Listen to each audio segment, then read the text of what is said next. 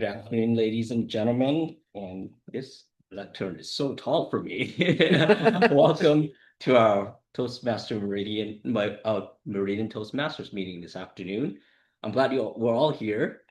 As I was driving today, I saw all the beautiful spring flowers coming in, and it's so cool to see those little blossom because it makes me smile, it makes me happy because I'm looking forward to spring. Before we move on, I'd like to call on a couple of roles. But before the roles is called, one of that role is the joke master to add some levity to our meeting. And that would be Ruth is going to take that. All right, Ruth, can you tell us a few jokes, please? I have one joke. Okay. Okay. Yeah. Thank you, Mr. Toastmaster, fellow members. I have to stand over here because this covers me up. So there's two guys that are out hunting. They're out in the woods and they're hunting. And suddenly one guy grabs his chest and falls to the ground. The other guy immediately takes out his phone and calls 911. He's talking to the operator and he says, "Help, help, I think my friend just died."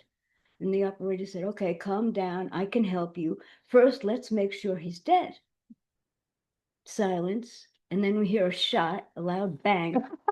The guy gets back on the phone and he said, "Okay, now what?" That was a good joke. Oh, well done, Ruth. Thank you. Thank you, Ruth, for that levity and that joke. Bang, I like it. Next up is I'd like to introduce the role of the table topic master, and the table topic is going to be Teresa. You're not going to do it now. Oh, okay. You're just telling us what you Explain do. to us what your role is as the table topic master. I'm sorry, I have to explain. Yes. Just read Okay. right off of there. So what do I do? Table topics. You tell us what you do as the Oh, table okay. topics master. As the table topics master, I will call upon several members to deliver a 1 to 2 minute impromptu talk on a topic announcement right before the member is chosen. This role is introduced by the Toastmaster. Thank you. Thank you, Teresa. Next, I'd like to introduce our grammarian, who is going to be Corey. Corey, can you explain to us what your role is as the general evaluator? Hello, as the grammarian. Okay, do I need to go up? Stand up is ideal. Formality, okay. So I will be your guys' grammarian today, the first time. I'm super excited. Do you want to come on in? Do we have to pay for it? Yeah. Accepts it, we'll take it. It's already paid for, bring it in. Yeah, No, that would be no. yeah. Okay, so yes, I'm grammarian. First time being grammarian. Really excited about it. The idea behind grammarian is as you guys are talking today, I'm going to be keeping track of your ums, uhs, and so's, well, buts, times when you repeat things, sounds that you make while you're doing it, and such. Part of my duty as well is to present you with a word of the day for today. And today is a plum. And a plum is spelled A-P-L-O-M-B. And the meaning of a plum is self-confidence or assurance, especially when dealing with a challenging situation. So as an example, he handled the unexpected question from the audience with complete aplomb. A plum. A plum. Plum. Answering calmly and clearly. So the idea with a plum is that it captures the kind of presence that many people are trying to develop, right? As like us here today. So the ability to stay composed and confident even when things are uncertain or socially uncomfortable. I love that word. That's a great word. Okay, good. Mm-hmm. Plum. Even the Thank greater you. behavior. Thank you, Corey, for. Hey Corey, how do you spell that again? I'm sorry. It is A-P-L-O-M-B. Thank you. Thank you for that word, Corey. Sometimes when I come up here, I feel a plum. at what my role is because there is interaction, there is eye contact. So I appreciate that word. I'll try to use it more throughout the meeting today. You deliver it with aplomb. Thank you. It's a noun, yeah. It's a, yeah, Thank you. it's not a verb, it's a noun. Learning as I go. Right. Moving on to our next role, I'd like to invite up our general evaluator, who is Rachel. Rachel, can you explain to us what the role of the general evaluator is?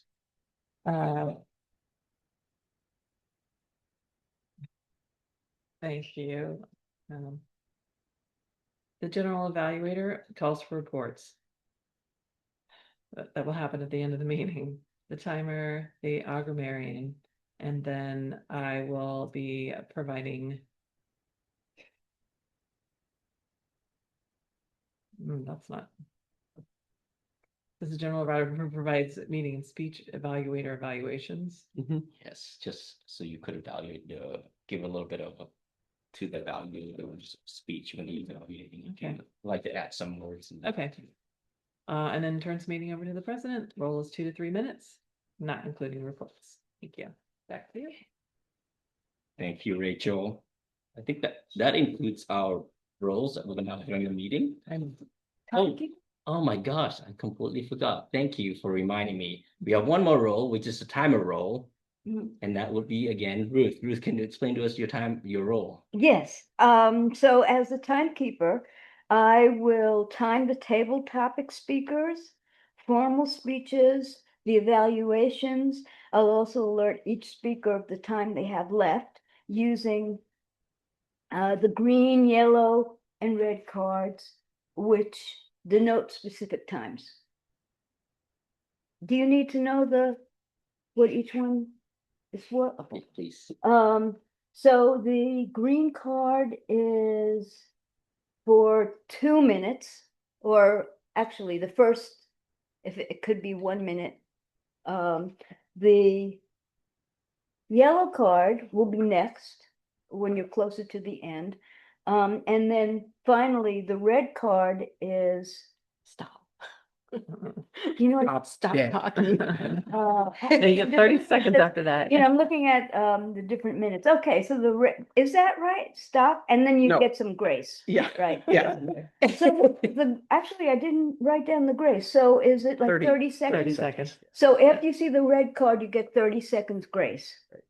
Yep. But try to stop at the red card. No problem. That is correct. Yeah. That is correct. Okay, I Time, wasn't- timer role is a very, very focused role. For the speech, it's gonna be 5 to 7 minutes, is that right? So 5 minutes is green, and then 6 minutes is yellow, and 7 minutes. Yeah. Just for your, and then the table topics is 1 to 2 minutes, Okay. and so you'll do green at 1 minute, 1 minute 30 seconds, and then 2 minutes. And then also for the general evaluator will be, when Rachel comes up, you can time her for 2 to 3 minutes for her evaluation of the overall meeting. Do the evaluators for the speeches have a time limit as well? Isn't it 3 minutes? Yes, then the Donald will be evaluating the speech, which is also 2 to 3 minutes. Oh, okay. Yeah, and actually, sorry, I didn't realize I should have said that too. I have it written down, so thank you. That is okay. Taking on your first role, we're learning along the way, like I said. So we'll get there, and an opportunity to improve, to learn next time we want to take on the role. Now to the bread and meat of our meeting, which is learning speeches coming up here and speaking. We have one speech today, and to introduce that speech, I'd like to introduce Donald to introduce our speaker. Donald. Thank you, Toastmaster, fellow Toastmasters, and honored guests. The speech today is from Buffy, and Buffy is coming up to speak on the topic of why does it matter? Buffy? Thank you, Don. Mr. Toastmaster, fellow Toastmasters and honored guests. You know, that actually starts to come easier as you practice it, as you say it each week. It's been months. Yeah, today I'm going to talk about why does it matter? And the it will become clear. Why does it matter what people think about us? Why does it matter what people feel about us? Why should we care? One of the reasons I think we should care is because, depending on who the people are, it gives us an opportunity to explore our own self-judgment. Somebody's coming and speaking, communicating with you about what they think about you, and they're giving you judgment. You may be able to discern whether that's true for you and then work to repair that, or move into that's not actually true about me. So we can know something for ourselves that maybe the other people in our community or our experience don't know. What matters? How does it feel? These are questions. How does it feel to you? How do we feel as people when somebody comes to us and says, I really admire you. I think you're really cool. I love the way you are in the world. And what is our experience? Many of us, I know for many years, that my experience of that was, oh, no, I was taught to be modest. Glasses. I was taught to be modest. I was taught to have a certain aplomb. As I moved around the world, I was taught to be a lady, which meant, oh, pshaw, that's nothing. Oh, this old thing, just keeping it at arm's length, keeping those compliments at arm's length. One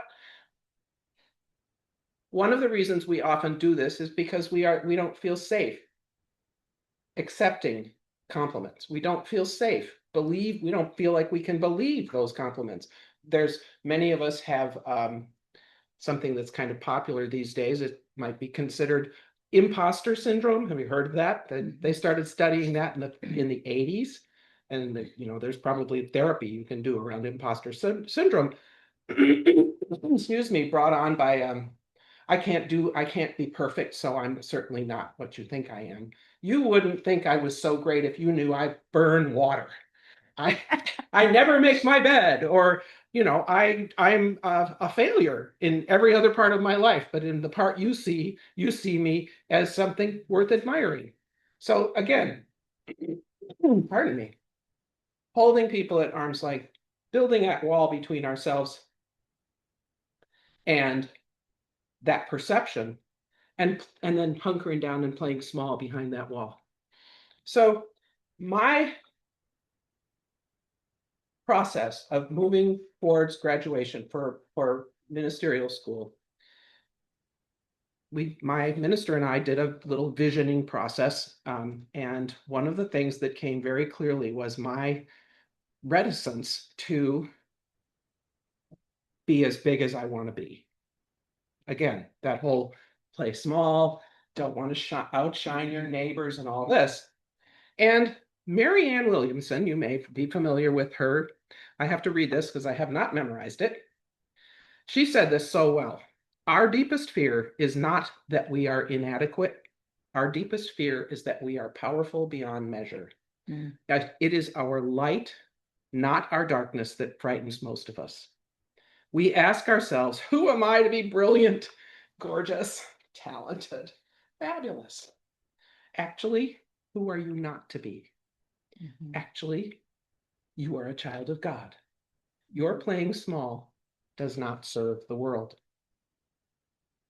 That landed for me. That landed very hard. It hit the mark, as we say. I have to decide my theme for my graduation. So it's going to go on my invitations and the program and stuff like that. And I'm having a hard time being bold, claiming what I know about myself and my vision for the future.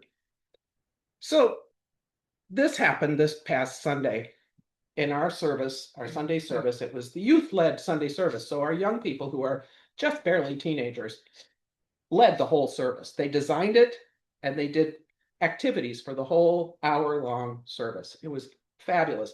The last thing they did was what was called an angel walk. I don't know if you're familiar with it, but an angel walk, there were 55, 60 people in the room. And she had us line all up in the middle of running down the aisle, face to face, this row, two rows of people facing each other.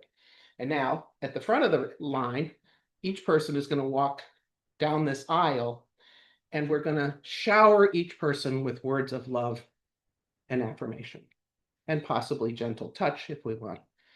And do it with your eyes closed. So you're coming down the aisle.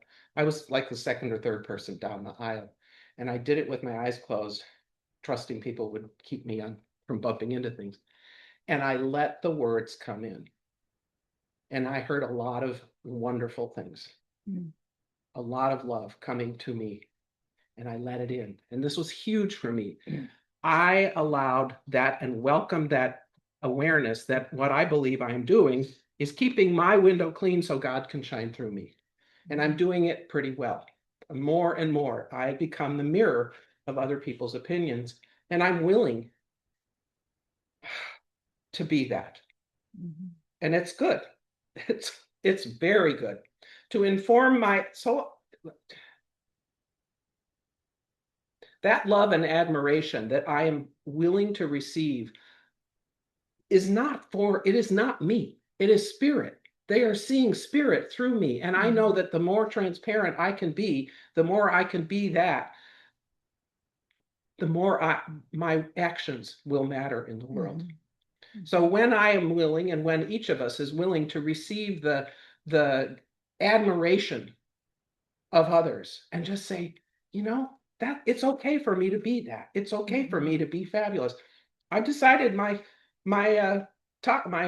theme for my graduation. It's kind of scary. Welcoming fabulous. Excellent. It matters when we say who we are and what we want.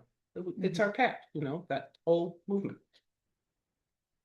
So I am welcoming fabulous, and it's pretty fabulous. Excellent. Thank you. Thank you.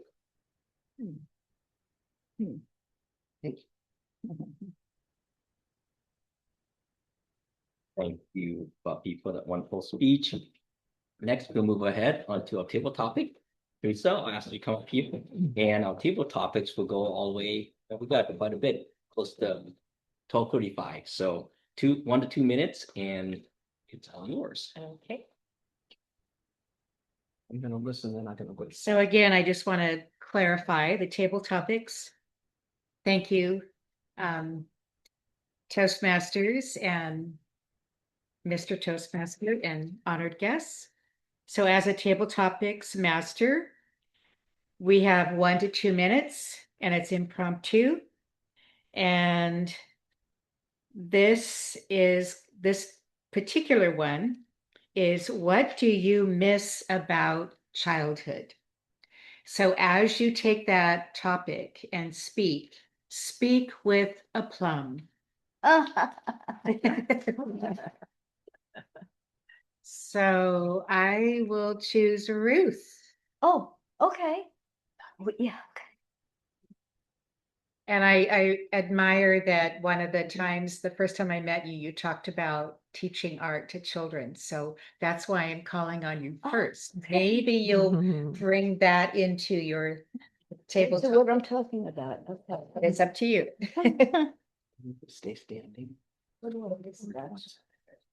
Stay standing over to. Okay. Okay, thank you, Madam Table Topics, Master. Thank you.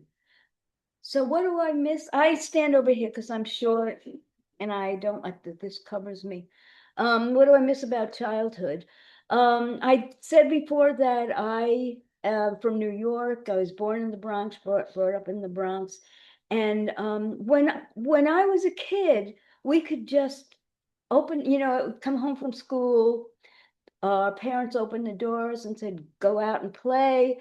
I would go out, and where I lived, in the community that I lived in, the kids all came out into it's like a building surrounding this huge courtyard. And we would just play until the sun would go down. And the games that we played hopscotch, we called it, I think potty or pot, Ringalivio or hide and seek or roller skating and all kinds of games until the sun came sun came down, or one of the mothers called out of the window saying, "Johnny, come home for dinner."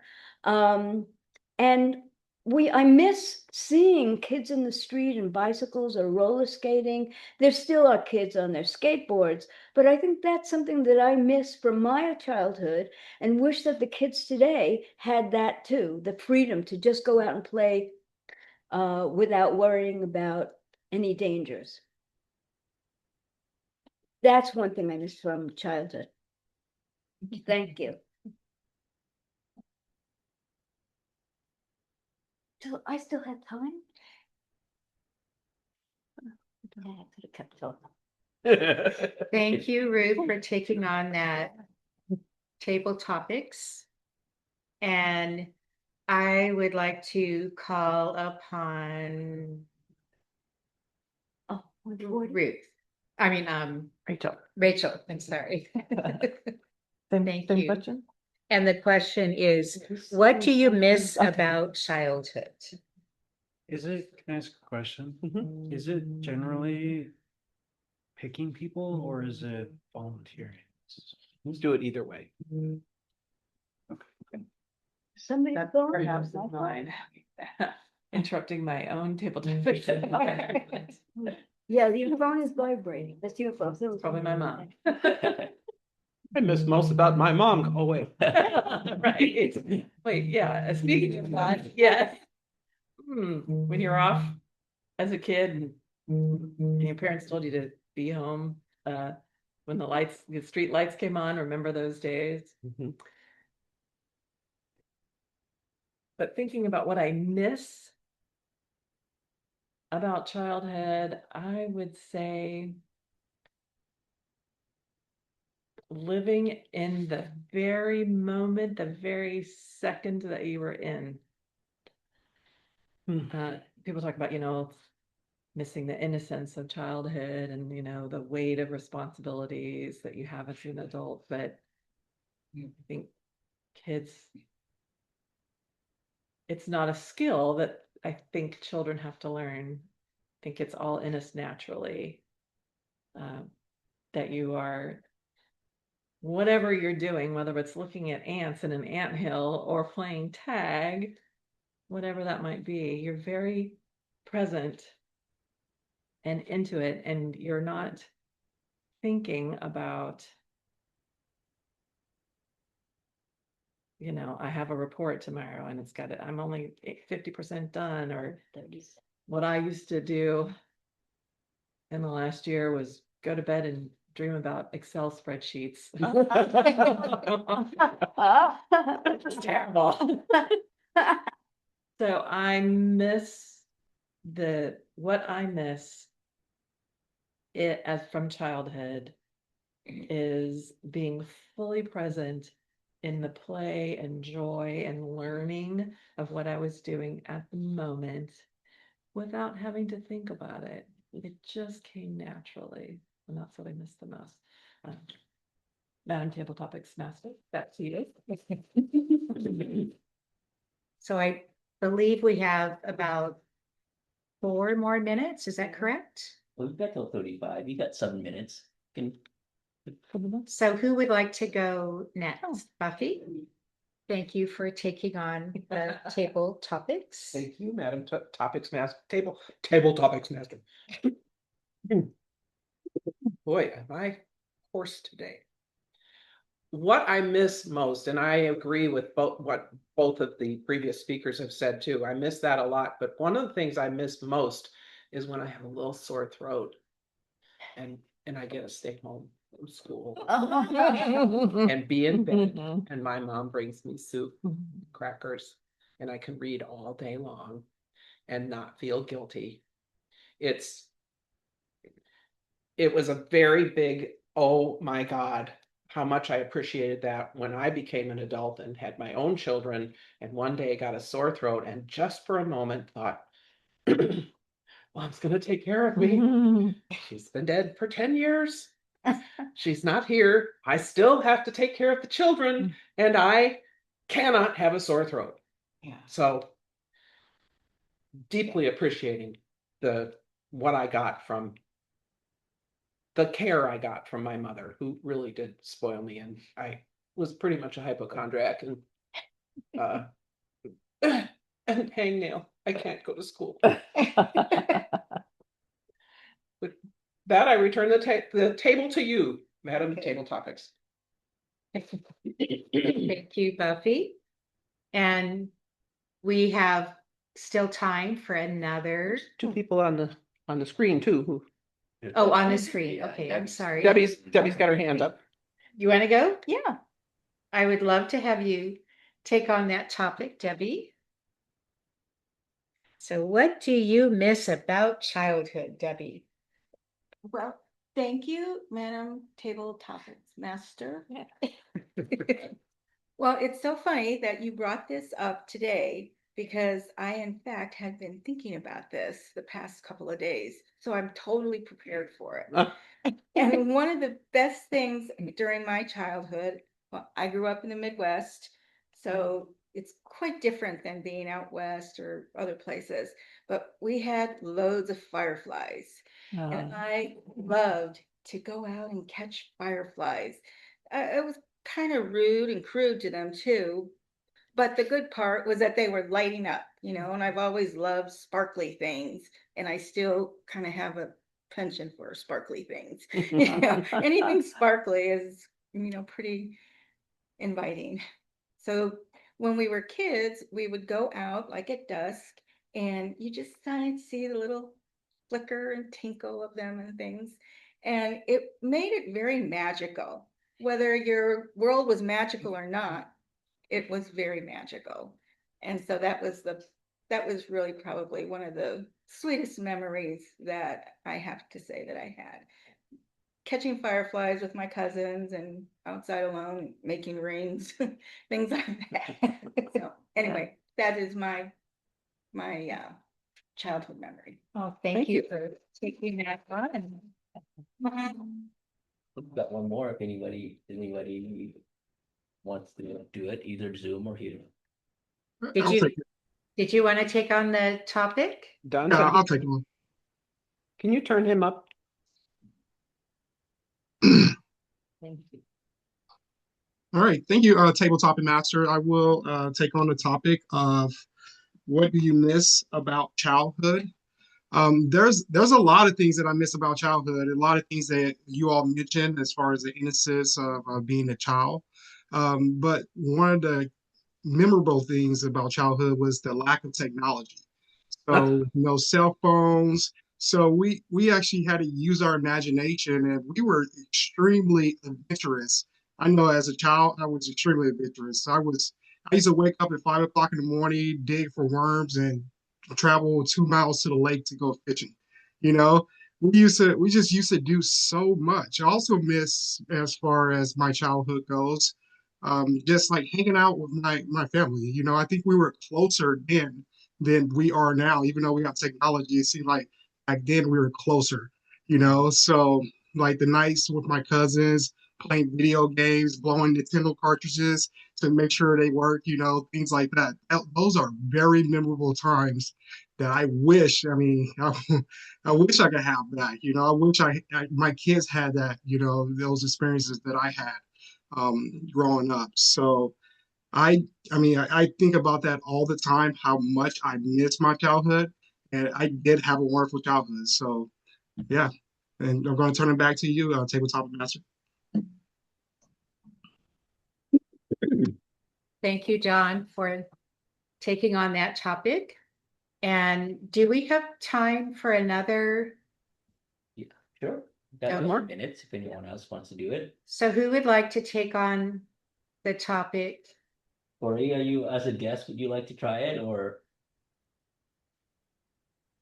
Yeah, I could give it a try.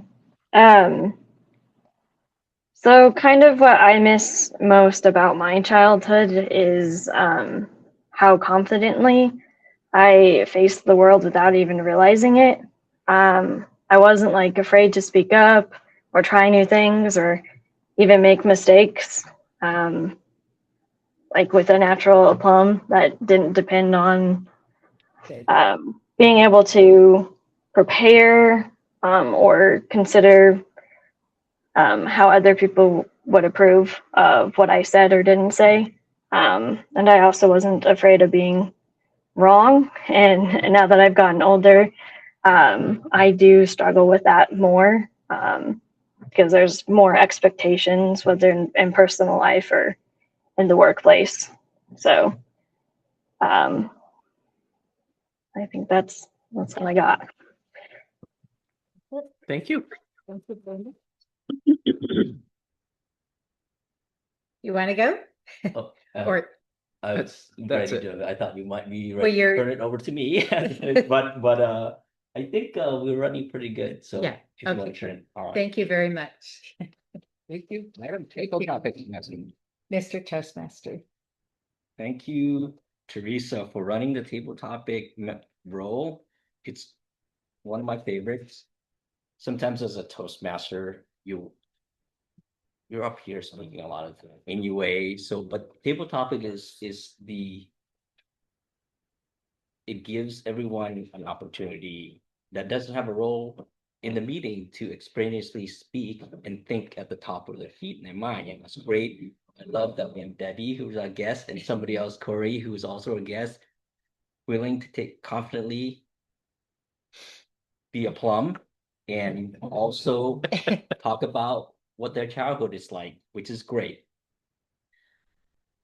Next, I want to move on to our evaluator of our speech. So I'll turn it over to Donald again to evaluate your speech. Donald. Thank you, Mr. Table Topic. Toastmaster. I am here to evaluate a speech from Buffy. Buffy, that was a very great speech. You've been doing speeches more frequently lately, and it seems like you get better and better every time. So I could definitely see the confidence. And the first thing that I noticed was your plume approach to the stage. So you took command of the stage, and it was great because it got our attention right away. As far as your tone was loud and it was clear. So I don't think anyone had any issues hearing what you were saying um, during your speech. Some things that I think that you could work on, do a little bit better. First, I think you realized that your glasses was on and you took them off. That's fine, but you told us about it. So instead of telling us about it, just take them off and set them down. We would not have paused at all, you know. So, and another thing I noticed too, on my end, I guess I'm like right in front of, the camera's right in front of you, but you wasn't very square when you was doing your speech. Your right foot was forward and you was leaning. So I know our guest over here on the left side, she was getting the shoulder versus the other side was actually, it was directly like speaking to them. So just kind of work on squaring up when you're speaking to a crowd on both sides. Um, and another thing is at the end, I'm sure you noticed this, but once Ruth started throwing up those cards, you felt rushed. And I know you had a lot more to say, and you was like, okay, let me just kind of let me fit this in. We noticed that. So so that's something to work on too as well. But as far as the best, what you did best, I love your tone variety. It goes low, it goes high, and it was just perfect. Kept us intrigued and kept us in your story. And also with that, along with that, was your theatric performance of your hand and body gestures. It was all over the place, moving around. So those are the things that keep people engaged: your tone, your body variety, and yeah, I think that's it. That's all I have. That was a great speech, Buffy. I appreciate it. And I'm going to turn it back over to the Toastmaster. Thank you. Great point. Thank you. Thank you, Donald, for that. Buffy's speech. I have noticed that your evaluation ability with good word usage and everything is really coming a long way since you joined us about a year ago. It's really awesome. But I won't add any more because that's not my role. I'm going to actually turn it to our general evaluator, who is Rachel, who's going to, if you want to, start her evaluation of the whole speech, 2 to 3 minutes, and then call on the other roles to report or do it afterwards. And I turn it to you. Okay, thank you very much. Mr. Toastmaster. So I will go ahead and call on Thank you. our. Let's see, I'll call on the timer. Ruth, if you're ready. Oh, yes. What? Oh, sorry. She was Okay, asking. never mind. How about Corey? Are you ready to? I am. I Okay, why can, don't you yes. come up here and let us know how we did. I would love to. Thank you, General Evaluator. Guests, Forgot to do. honored guests and such. So generally overall, I was really impressed with, and first of all, just to point out everybody's use of the word today. Our word again was aplomb, and I thought everybody did a really fantastic job. So as I listened to it, a couple of things really stood out. If we are to just to go down the list, Ruth, you were doing an amazing job with your and uhs, and I really thought you were gonna take the cake home at the end of the meeting. But Dawn, you really kind of slid by in your last opportunity. You had 17, 18, 19 uhs. There was a point at which I don't know in which you realized it, but and I didn't count them all against you, but there was an and I was like, boy, should I count each one of those? Is it just one So incident? just something for you to keep in mind. But it was really great listening to you. I think you're really well spoken. There was. And then Corey, you had quite a few ums as well with yours. Buffy, one of the things that stood out to me in watching, and maybe it's something you're aware of, but was clearing your throat. Yeah. It could be a lot of reasons as to why that is, but it was something that I started to notice being a pattern throughout. Yeah. But overall, great job, everyone. Thank you. Wouldn't you take the cake? Yes. You mean I didn't say any? No, you had You had- 15. I thought you were gonna like. That cake. Yeah, that cake, I get it. Yes. Okay. Rachel, General evaluator. back to the general evaluator. Thank you. Okay, next report is the timers report, and we'll welcome up Ruth. Yes.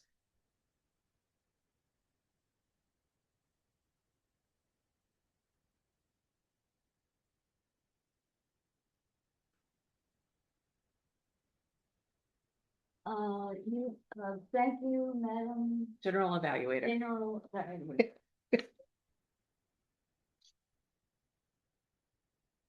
Okay, what, is there a script for this, or can I just say I'm gonna present everyone? Yeah, just call up the name and share. Time. Okay, so for table topics, for me, it was 1 minute and 40 seconds. For Rachel, Yeah. for table topics, it was 1 minute and 55 seconds. Buffy, 1 minute and 10 seconds. Debbie, I'm sorry. Debbie, I'm looking at, Debbie, you were 1 minute and 22 seconds. Please excuse me. Don, 1 minute, 18 seconds for table topics. And Corey, you were 57 seconds. It was that Corey. Oh, Corey, excuse me, Corey, Two course. Screen. Yeah. 57 seconds. Good job. For the speech, Buffy, 7 minutes, 10 seconds. And evaluator, Don, 2 minutes, 35 seconds. Those are the times. Thank you. Well, I needed to hurry. Okay, as your general evaluator, I thought we had an excellent meeting. It was very educational. We're all going through the motions of our roles. I appreciate that, learning how to do our roles. One of the things is I have learned when you're at the lectern or the stage, you never want to just walk off and leave it empty. I'm just gonna say, because I do it too. But you do want to turn over control of the meeting to whoever the next person is. So I just wanted to highlight that. You wouldn't see that normally in like if you were at a professional Mhm. symposium or something like that, they're always, very, Mhm. so I'll just say that. So it's nice that we, even though it's formalized and it seems really silly to be saying Madam Table Mhm. Topics Master, but Mhm. gets us all into that and it seems very professional. So I love that we do that. And one of the best reasons to be in Toastmasters is that you get instant feedback. So as I'm doing now, feedback on the meeting, but also really, really appreciate Dawn's evaluation of Buffy. It was excellent. It was one of the best evaluations of a speech that I've heard. I'm going to be learning a lot from you. Speech evaluations are very, very difficult for me. And I noticed you did the good, better, best kind of structure. I think it's great, the sandwich method. Good job on that. Oh, a plum also. I wanted to note. I don't know who picked the word today. Was it you? Yeah. It's a wonderful, excellent job. I love that word. Yes. And when I do speech evaluations, and I'm talking about when, for example, somebody recovers or messes up their speech and they easily move on from that. That's my favorite word to use. Like, oh, and you caught up with a plum and you moved on. It's a great word. It was really fun. It started on time and everything was going smoothly. It was a great meeting. Thank you. Thank you for letting me be your general evaluator. And now I'll turn it back over to our Toastmaster today. Yeah. See how she did that? She waited. Normally, I think if we had our president, you would turn it to our president who has been absent. She has conflicts, and then if the president isn't here, it would be to our VP of Education, who also isn't here. So I will take the role as VP of Membership, I guess, and as Toastmaster. But thank you for turning over. I do agree that we had an amazing meeting. There's a lot of good word usages as well, and a good word for our grammarian for the word of the day. It seemed like everyone had an opportunity to actually use that word, most of us here, which is great. That's thinking on our feet and the ability to come up and do that.